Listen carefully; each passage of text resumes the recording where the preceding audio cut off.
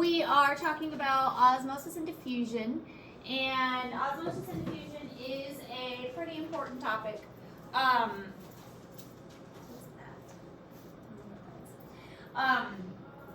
Osmosis and diffusion is dealing with the membrane, and as I said yesterday, this is one of those big ideas as far as the cellular components and just kind of sciencey topics go. It has to deal with the membrane of not just cells, but kind of membranes in general. So we talked about the cell membrane. It's called a phospholipid bilayer because it has two layers, and lipids are fats. We learned that before. So a phospholipid bilayer means it's made up of two layers of cells, and, well, not cells, two layers of fats, and selectively permeable means that some things fit in and some things do not. So some things fit in, some things do not, and that means that the smaller things typically can fit through and larger particles typically cannot fit through. Things like water can cross the membrane pretty easily, and larger things such as like sugars and proteins do not fit across the membrane.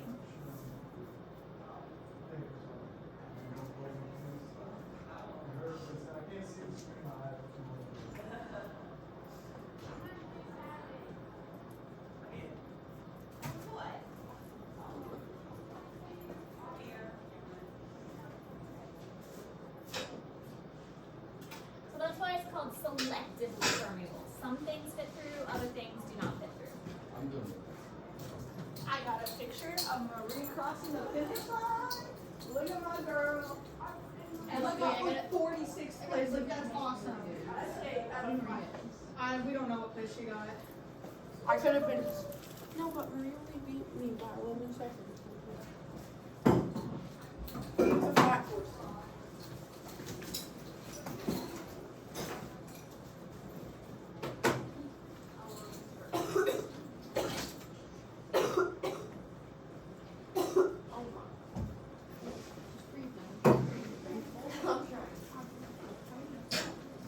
This is the first slide.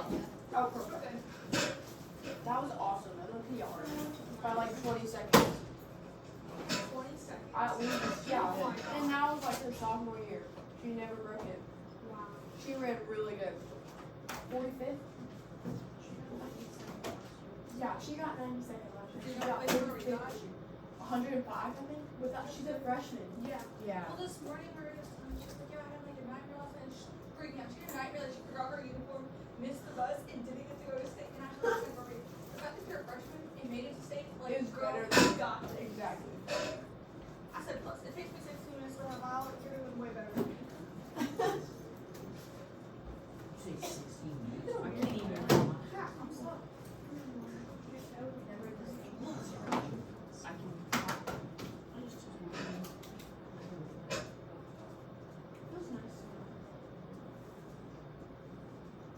It was so depressing. It was so bad. I didn't want to be like, I don't want to be able to say it, but. Yeah, it was awful. He was in a bad mood yesterday. Swear I didn't.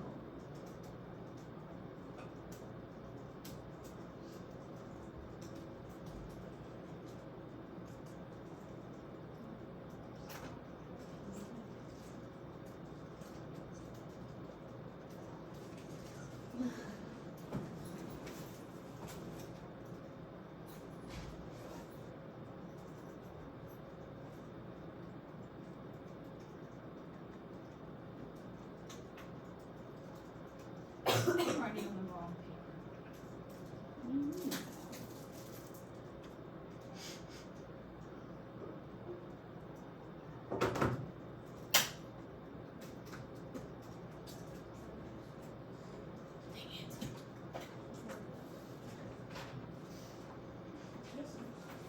Okay, so diffusion is the spontaneous spreading of molecules or atoms. So diffusion is spontaneous movement.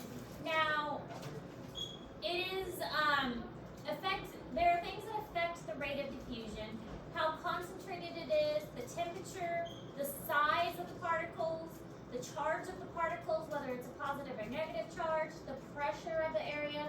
There's a lot of things that affect diffusion. Like I said, we are going to do a lab with osmosis and diffusion next week, and that's going to help us understand this better too. But diffusion, one of the main things to understand, diffusion is the movement of particles, things, little tiny things. Because osmosis, we're going to learn, is the movement of water. Osmosis is water, diffusion is particles. Diffusion is particles, osmosis is water.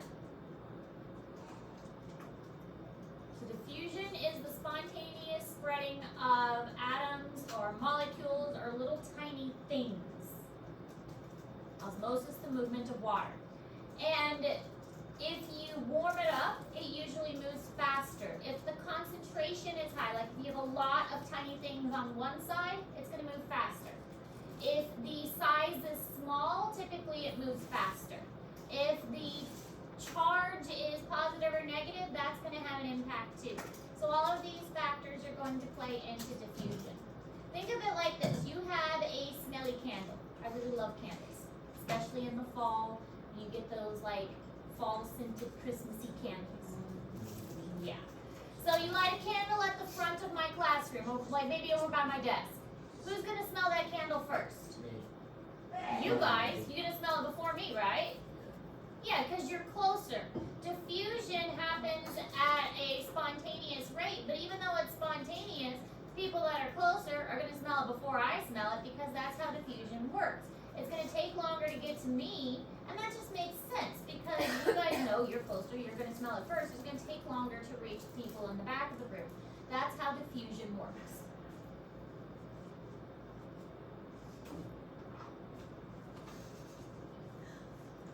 So diffusion doesn't have to happen through liquid, it can happen through air too. So diffusion is particles move from areas of high concentration to areas of low concentration. That is the other big idea. High to low, moving from high to low concentration. The smell is a high concentration over by my desk and a low concentration over here by me. So it's moving from a high to a low concentration. Eventually, the smell will be even throughout the classroom, but until then, the smell is going to move from a high to a low concentration.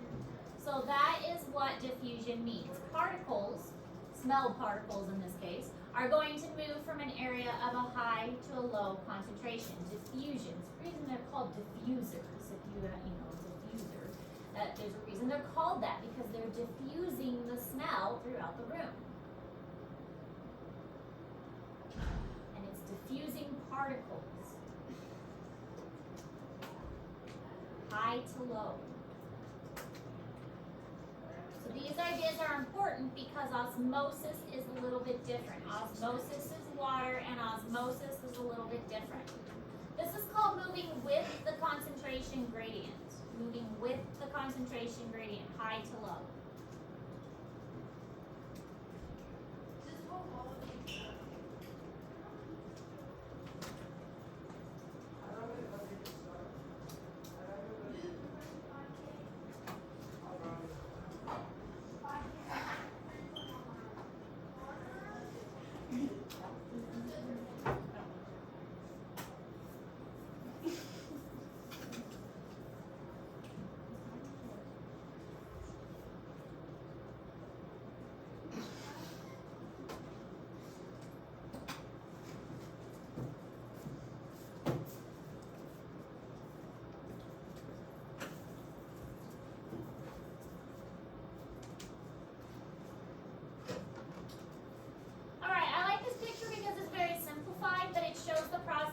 Well, here is our membrane that is selectively permeable. We have a high concentration on one side. So in the cell, in nature in general, there's that whole homeostasis thing. Homeostasis, maintaining a stable internal environment. It wants to be stable, it wants to be balanced. Is this balanced?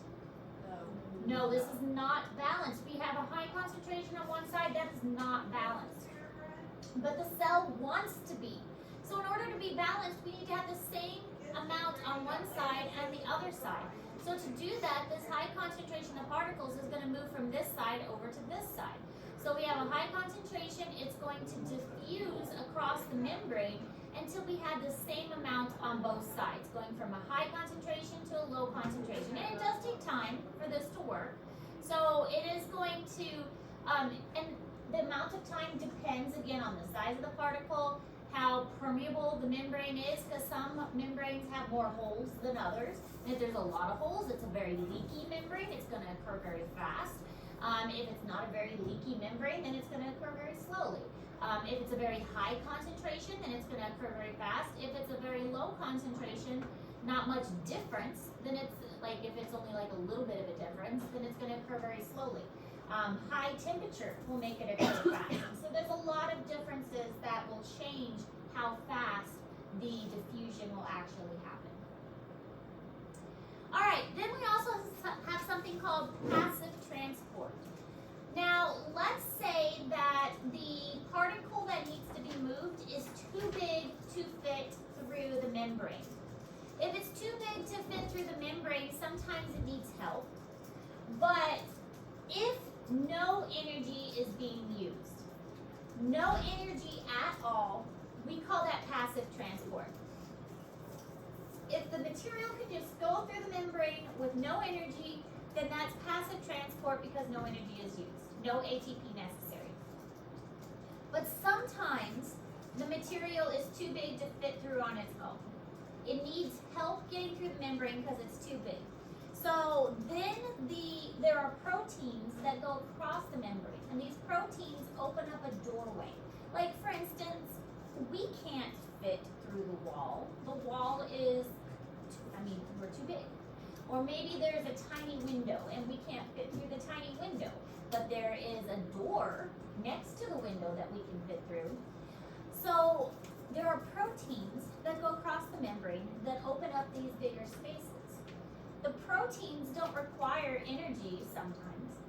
The proteins just make big holes in the membrane for materials to pass through. And the proteins facilitate the diffusion of materials. So facilitated diffusion is when you have a protein that opens up a doorway, or basically a big hole, so that materials can go across the membrane without using energy. It's like a door. We can go in and out the door, just opens up a big hole for us to move through. There are more students in this classroom than in the hallway right now. There's a concentration of students in this classroom. We could diffuse into the hallway, but we can't do that without going through the door. The door is providing facilitated diffusion for us. The door is not providing any energy or anything, but it is facilitating our diffusion into the hallway.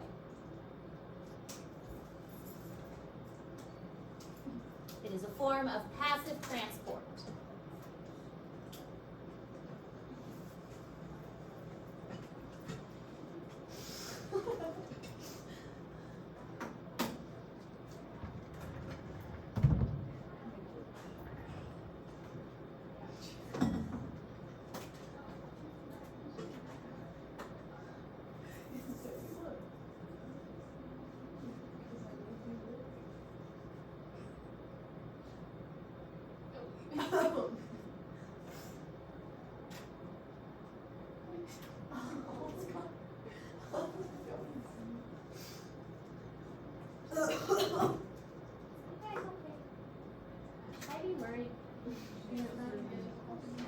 I'm not sick anymore. It's not contagious. Unless I like. You sure? Yeah. See, now you've got her in here. Well, it's the snot that like is stuck in your throat. The snot. In this animation, the blue balls represent glucose. Since glucose is more concentrated on one side of the membrane compared to the other, it will move down the concentration gradient by passive transport. However, since it is a polar molecule, it will not pass through the membrane freely. In order to cross through the membrane, Each glucose molecule will have to bind to a specific integral protein in the membrane, called a carrier protein or transport protein. Since the passive transport of both ions and polar molecules requires transport proteins, this method of molecular transport is called facilitated diffusion. As glucose binds to the transport protein, the protein changes its shape or conformation, which directs the movement of glucose down the concentration gradient. Note that when the glucose is released and the binding site becomes available again, the transport protein resumes its original shape. This process of facilitated diffusion will continue until the concentration of glucose is equal on both sides of the membrane. So the glucose molecules are going to move from one side to the other until the concentration is equal. The protein is not using any energy. It's just providing a pathway for the glucose molecules to move back and forth because they are too big to fit through the membrane itself. Now, some things can fit through the membrane, water, oxygen, small particles, but many things like glucose cannot, so they do need proteins to help them through. So facilitated diffusion, regular diffusion, both are forms of passive transport. And this is just showing it again. The glucose is too big to just fit through the membrane, so it needs a protein to help it, which is facilitated diffusion. Now, active transport is a little bit different. Active transport, it is such a big, well, in this case, sometimes the cell wants things to be concentrated. It is not normal to have a high concentration on one side of the cell or the other. It is an unnatural process to have a lot of stuff on one side. But occasionally the cell needs it that way. Occasionally the cell needs to have a high concentration of something on one side or the other. And to do this, to put a lot of stuff there, it needs to actively pump the materials across the membrane. And it uses ATP for this. It requires energy. So this is called active transport. When it's trying to push a concentration on one side or the other of the cell, it does require energy because this is not a normal process. So active transport is pushing things across the membrane. Some examples are the sodium potassium pump and calcium pumps. So it does push actively these materials across the membrane. Now, another thing I don't think I mentioned is that these processes just happen naturally, and that's one of the things that's so amazing about osmosis and diffusion. You can do this just in a lab. You can take a beaker of water and drop some like salt on one side and regular water on the other side and put like a fake membrane there and just watch this happen. It doesn't even have to be in a living organism. This is just a process that just happens naturally, a totally random process. And that's what's so cool about it, is just our bodies have learned to take advantage of this process and use it to help get like oxygen from our lungs into our bloodstream and get nutrients out of our blood to our cells. We've just taken advantage of this process that just occurs naturally in nature. So it's just something that completely happens randomly in nature, and it's very, very reliable.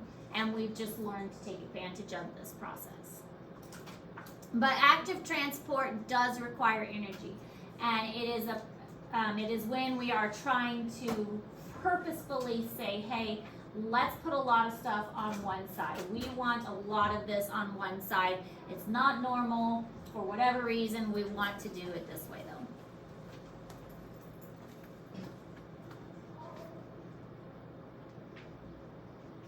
Because active transport is the pumping of molecules or ions against the concentration gradient from areas of low concentration to areas of high concentration. See how they're all on one the side? process must use energy provided by ATP. Active transport of calcium ions begins when ATP binds to the calcium pump, a type of integral transport protein embedded in the cell membrane. Next, two calcium ions enter a tunnel in the calcium pump where they attach to specific binding sites. Since active transport requires energy, ATP must be hydrolyzed to provide it. This energy is obtained by the calcium pump when it accepts a phosphate from ATP. The phosphate group transfer causes a conformational change in the calcium pump. Calcium is released at the opposite membrane surface. ADP and a phosphate group are also released. Once the calcium ions have been transported across the membrane, the calcium pump returns to its previous conformation. In living cells, the calcium pump helps keep the calcium concentration inside the cell at least 1,000 times lower than outside. Again, because this is not normal, usually we have even on both sides, but we've got such a high concentration on this side, this isn't normal for the cells, so we have to push them over there. And that does require energy in order for it to work. Why is there only one left sitting Why is there only one left sitting over here? over here? Yeah, why Just is because there that's how the animation drew it. I don't know. That was a very effective cell, and it already pushed all the others over there. Okay. We took him home to put him in the big container, and my daughter's just so in love with him. He's been at home for a week. And I keep telling him, it's like, I gotta bring him back. And my daughter's like, no, I love him. She tried to take him to school today. I was like, you can't bring the gecko to school. But I wanna bring him. No, can't bring him to school. So, we'll bring him back eventually after my daughter loves on him some more. Last night she did her homework with him just sitting. Christmas present idea. What, another gecko for her? Yeah, she's missed him. Well, because we didn't have him very long before I brought him here. We only had him like a couple weeks before I brought him to school. And then when I brought him back to switch out his cage, and she decorated the whole cage herself. Like, I didn't have time for it. I'm like, here's all the stuff. And she did the whole thing. All I did was put the dirt in the bottom. And so she was like, I want to put him in. And then I brought him home and she was like, I want to play with him. And he'll come back eventually after she gets all her loving out. She likes animals like me. What can I say? All right, sodium potassium pump. So this is another one, and as you can see here, energy is necessary to push the materials across. So sodium goes one way, potassium goes the other. So sodium's going one direction, energy is used, potassium is coming the other direction. Now this is in Google Classroom, and I really like this picture. I think it does a great job of simplifying the different processes. So regular diffusion, here's our membrane. Regular diffusion is just coming straight across. These are some examples of facilitated diffusion. This diffusion is just an open protein channel, and this one has a change. It's called a conformational change, but it changes a little bit, but still it's a type of passive transport because no energy is used. So all of these are passive, but these are facilitated diffusion. This one is active transport because ATP is used, but in this case, it's moving these orange pieces to this side to make a high concentration of these little orange pieces on this side. So this is in Google Classroom, and it does a really good job of just summarizing all of the different types of diffusion. And again, diffusion is the movement of particles or water? Particles, good. Diffusion is the movement of particles. Now, sometimes we need to move large amounts all at once. We don't want to move just like one thing at a time. We need to move like a whole, okay, so imagine you have a bunch of marbles and you want to ship all the marbles all together. It would take a long time to move each marble individually. So if you were going to do that, how would you ship those marbles? In a box. That would make the most sense. You would put the marbles in a box, you'd put them in a bag, and you'd ship them all together. That's what endocytosis and exocytosis is. Endocytosis and exocytosis is basically shipping things in one big box or one big bag. In this case, a vesicle. You're basically shipping them in a vesicle, which is made by what structure of the cell? We learned this. What makes vesicles? Well, not so much rough we are. Kind of had it. Golgi body. Golgi body makes the vesicles.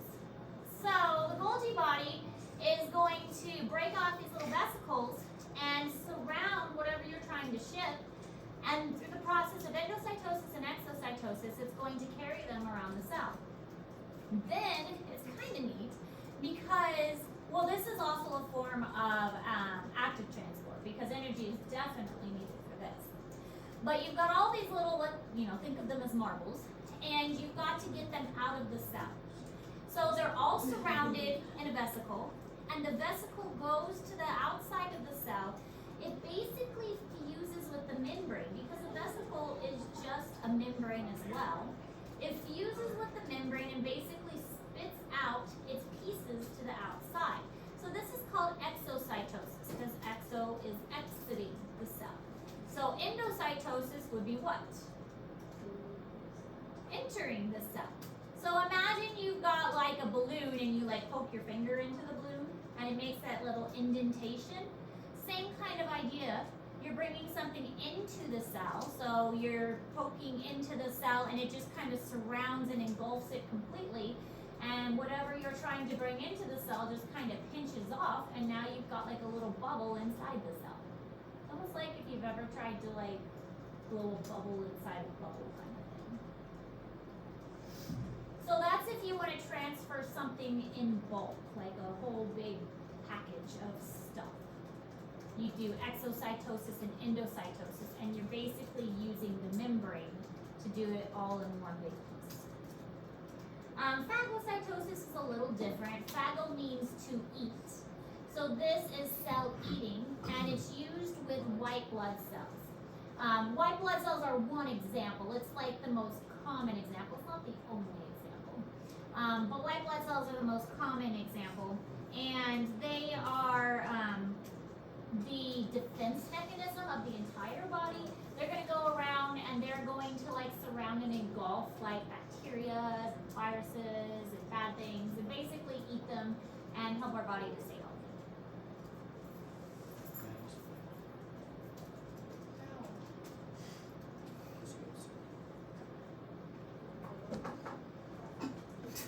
Our body does produce more white blood cells when we get sick.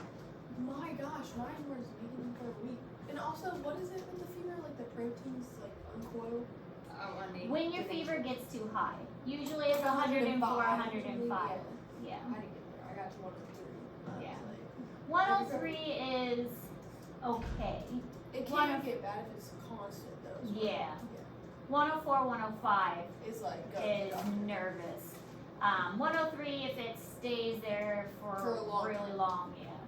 But 104, 105, that's when they start looking nervous. Because then the proteins unraveling.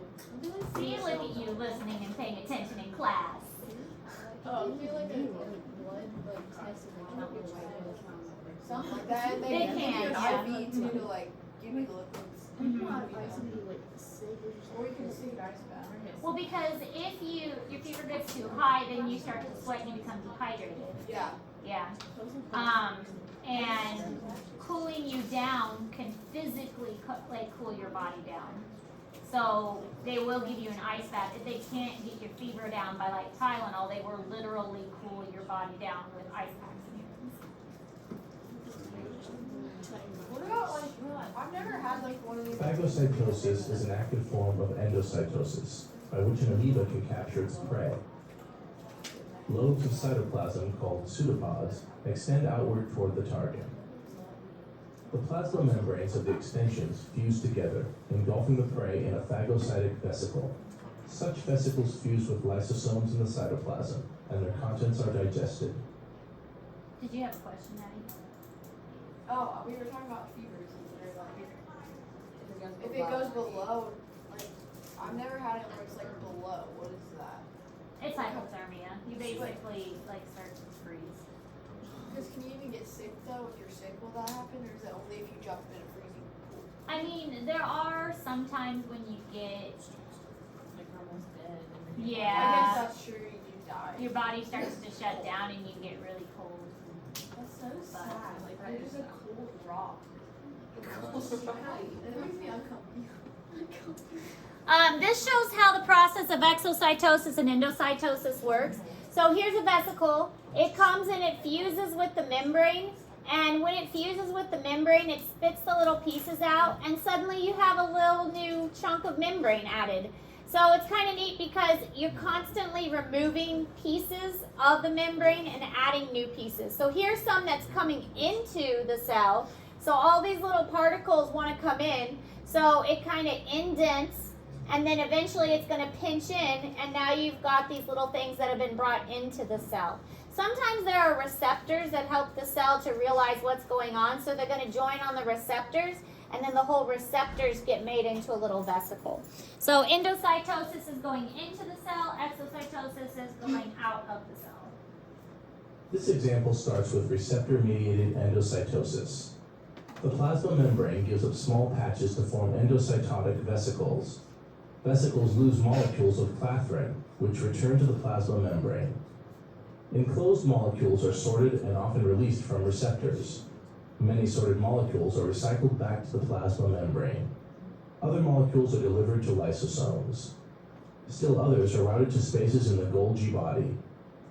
Exocytotic vesicles that bud from the endoplasmic reticulum and Golgi body return back to the plasma membrane.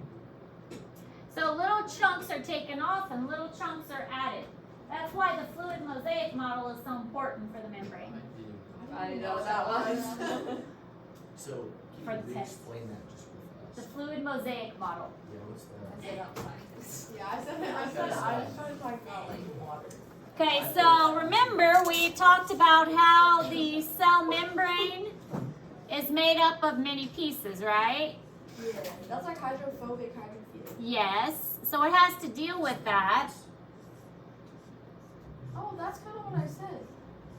What I said. Okay. Definitely didn't say that. A mosaic is like a tile made up of lots of pieces, okay?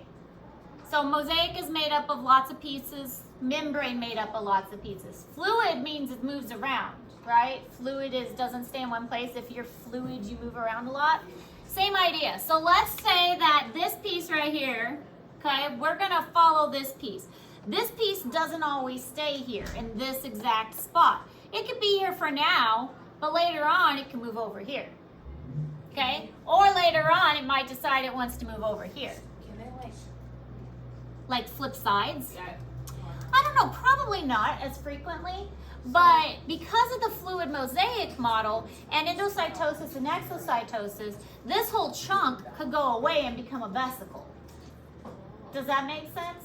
Like this whole thing could become a vesicle and go inside the cell and carry pieces with it. Like, And then the rest of it just kind of. like yeah, it kind of joins together. Like this side and this side will pinch off and then this whole thing becomes a vesicle. Does that make sense? Yeah, but how would you like describe that? How do you type out that? Well, fluid mosaic model is what it's called. The pieces don't stay where they originally were. Like this one could stay here, but if you're thinking in like a 3D term, like it can wiggle its way over here, it can wiggle its way over here. They move all over the place, which is why it's called fluid. Yeah. So I could just say that the Pieces move all around. Okay. But with endocytosis and exocytosis, it's kind of cool because, again, like this piece couldn't go away entirely because it could be made into a vesicle. And then those other sides, they pinch together. Like my hand movements. Yes. Is it helping? My choreography. So these two this could go away together, make a bubble in endocytosis, and then the two sides could pinch together. Did your light go back? I don't know, it only seems to disappear when it's like red and green. I like this color. This purpley color. It is pretty. It goes with like the Well, I vibe. mean, it was just changing earlier. Does that help you understand fluid mosaic, endocytosis, exocytosis? Yeah. Yeah? I think so. A little better? Yeah. I think so. Okay. Okay. I'm wondering if we have time, because we got started late. I don't think we do. We're gonna try. We're gonna try. I don't know. I think We're gonna see how far we can go. All right. Diffusion is the movement of particles. Osmosis is the movement of water. Osmosis is the movement of water, and it's a little bit different because with water, we're not going from high to low. We're actually going the opposite direction from low to high. So think of it like this. Have you ever had, like, well, we all have watered down soda? Yeah. Yes. So what osmosis is trying to do, it's trying to dilute the situation, okay? It's trying to water down something that is very concentrated. So whereas with diffusion, we have something that is high. I'm going to draw it out to make it make a little more sense. Get rid of our fluid mosaic model. Okay, here's our membrane. And we've got a lot of particles on one side. Okay, so we've got our membrane. Some things can go through, some things cannot. So with diffusion, if we have this particle here, which way is that particle going to go if we're talking about diffusion? Is this particle going to stay here or is it going to move? Diffusion. It's going to go to the other side because we're talking about going from a high to a low concentration, yes? Yes. Okay, so this is diffusion. Now with osmosis, okay, assuming this is all water and this is water, with osmosis, water is going to go the opposite way. Because water wants to dilute this.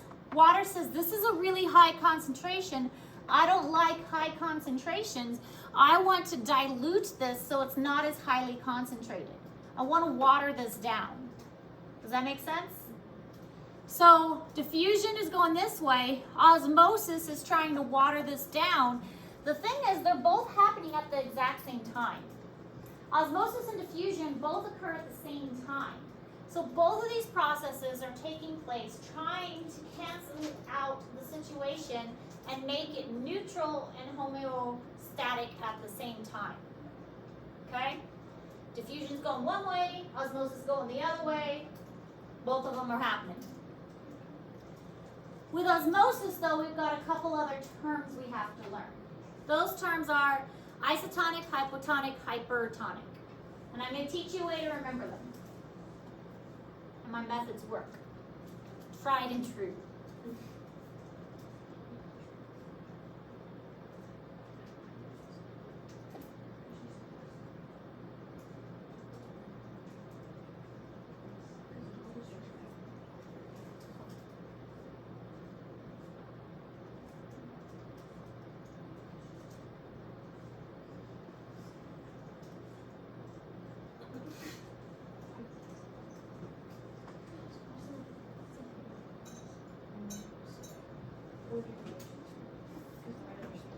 So isotonic is balanced. That's like you're in equilibrium, homeostasis. It's all the same thing. It's balanced.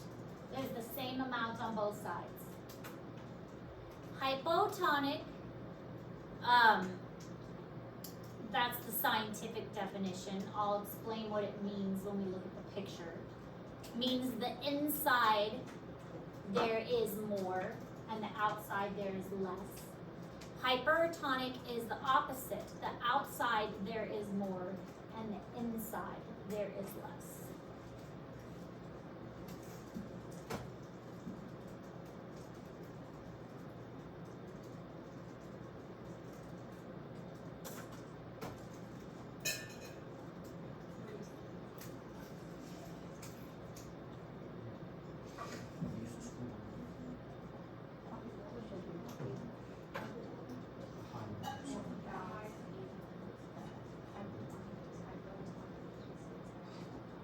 And I'll teach you a way to remember it so it'll make sense.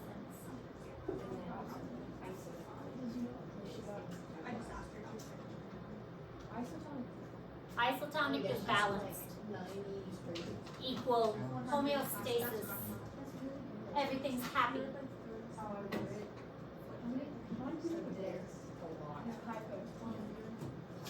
She did really outside. Well, not necessarily. inside.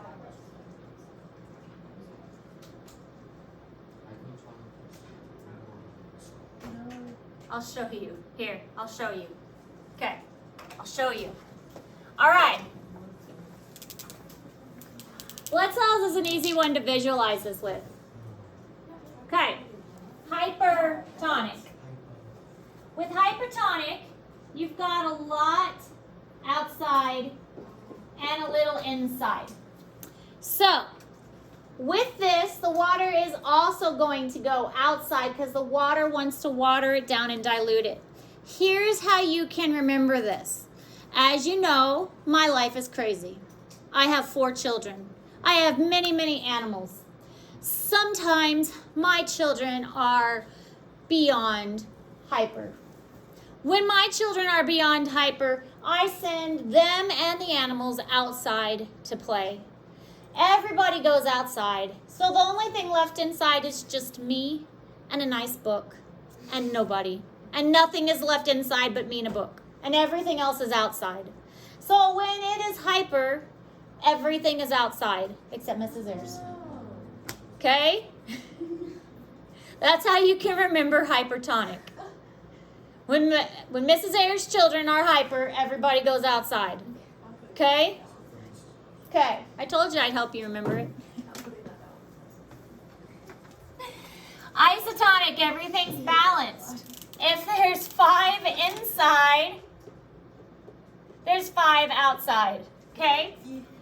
Equal. Inside, outside, balanced. Also, it looks kind of like an equal sign. Okay? The I looks kind of like an equal sign. Okay? All right, hypotonic.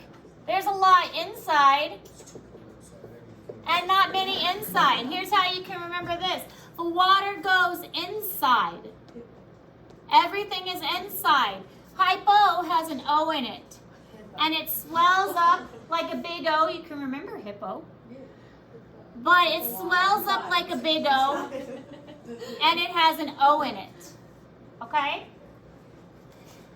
This will also cause a cell to burst if it swells up too much. So the cell could eventually burst. Hypotonic. You want isotonic blood cells. What's your big brains? Hypotonic swells up like a big O. Hyper. Everybody's hyper. I send them outside. So there's nothing left inside. The cell could shrivel up. It's called crenation. That's the sciencey word for it. It's called crenation. And then isotonic, everything's equal. Can there be a middle section where you're more isotonic? There's a lot, like your blood can get yeah. There's a lot of different conditions. I need to be hypertonic. You need to be hypertonic and go outside. Yes. All right, see? Not too bad. Not too bad. Told you I could do it. It's 106. But I lost my clicker again. What did I do with it? Is it on the table? Probably. I place it in random spots. Okay. See, this can be done in a lab. This one was done with just water, and here's a semi-permeable membrane. They put a high concentration on this side. These particles can't fit through here, so diffusion can't happen because these are too big to diffuse. If it's too big to diffuse, then the only thing left to do is osmosis. So the water goes through here. It started off at the same level, but what happened instead is the water went through. Now, even though there's more particles on this side, they've spaced themselves out, so the concentration is about the same. You see how they're spaced out? So if we looked at like the chunks here, the concentration looks about the same because they're spaced out about the same. That's what diffusion does. And osmosis. All right, same kind of ideas. Crenation due to hypertonic, hypotonic, isotonic. Are those?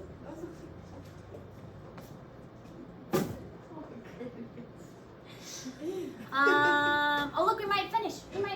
No. Turgor. Turgor is a pressure that is exerted against a structure. This is especially found in plants. So this is what keeps the plant like upright. So when you look at cells under a microscope of a plant that has been wilted, because it hasn't been watered for a while, it's because the plant has lost some of its turgor and its osmotic pressure because it has not been watered, so the water has been drawn out of its cells. Oh, also interesting fact, this is why, has anybody ever poured salt on a slug? Ew. Don't That's do awful. it It kills them. because it's doing what? Think of osmosis now. It kills them. Drying it up. It's pulling the water out of its cells. Because of osmosis, it is literally pulling the water out of its cells. No. What's the snail movie where they're afraid of the salt packet? And that's why, because it's literally pulling the water out of its cells because of osmosis. A salty condition, the water is literally being pulled out of its cells. Don't do it, it's evil. You're pulling water out of its cells. I don't like slugs. What slugs? Slugs and worms. Why is my finger wow. Sorry, it's making me mad.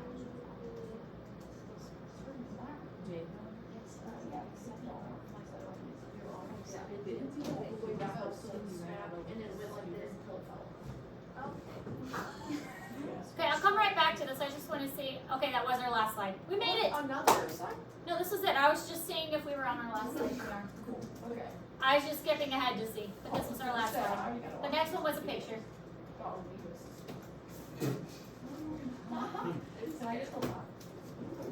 I'll just get it completely Oh, yeah. She also.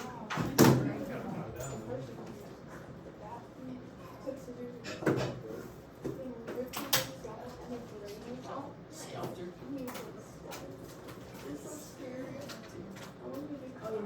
What are you watching? Next week we will do an osmosis and diffusion lab using something called dialysis tubing. Yes. Free. Dialysis tubing does a great job of having a semi-permeable membrane. Oh, that makes sense. Yep.